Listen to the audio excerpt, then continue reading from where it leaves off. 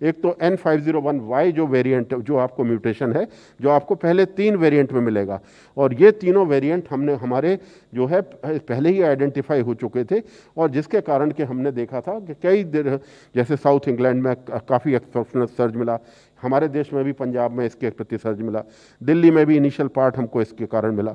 और इसी प्रकार अगर आप वायरस का स्ट्रक्चर देखेंगे तो स्पाइक वाला जो एरिया है, जिसे रिसेप्टर बाइंडिंग जो अभी मैडम ने बताया था, रिसेप्टर बाइंडिंग डोमेन जो होता है, उस एरिया में जो म्यूटेशन होता है, वो पर्टिकुलर म्यूटेशन जीनोमिकली इस हिसाब को हमको एक इशारा देता है कि शायद ये किसी प्रकार की पब्लिक हेल्थ रेलेवेंस से को इम्पैक्ट कर सकता है। मैं बार बार वही बात कहूँगा, जीनोमिक पार्ट एक है, एपिडेमियोलॉजिकल पार्ट एक है। कभी हमेशा जरूरी नहीं है कि जो जीनोम का हम स्ट्रक्चर देखें वो पब्लिक हेल्थ इम्पैक्ट दे।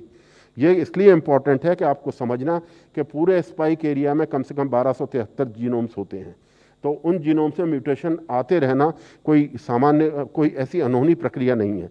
लेकिन जब हमें वो पब्लिक हेल्थ इम्पैक्ट देखेगा तब हम डेफिनेटली उसको आगे की तरह मॉनिटर करेंगे।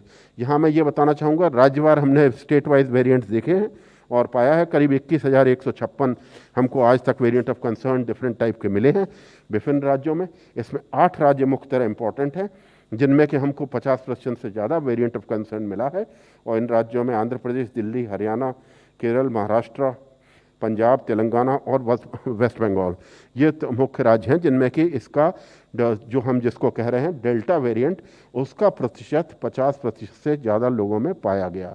तो ये हमने स्थापित करने के बाद इसको ये कहा कि एक्सपोनेंशियल सर्ज जो हमने दूसरी उसमें देखी वेव में, वो काफ़ी हद तक इस वेरिएंट के द्वारा भी, ये हमारे केसेस का जो डिस्ट्रीब्यूशन है वो आपको बताता है कि आज की तारीख तक जो हम 45,000 से ज़्यादा सीक्वेंसिंग हम कर चुके हैं। टोटल कुल मिला के 65,000 तक करीब हम लोगों ने सैंपल्स को प्रोसेस किया अलग अलग तरीक़ों से, और उसमें जो ये पाए गए तो आप देखेंगे इसमें मुख्यतः जो है महाराष्ट्र में सबसे ज़्यादा हैं।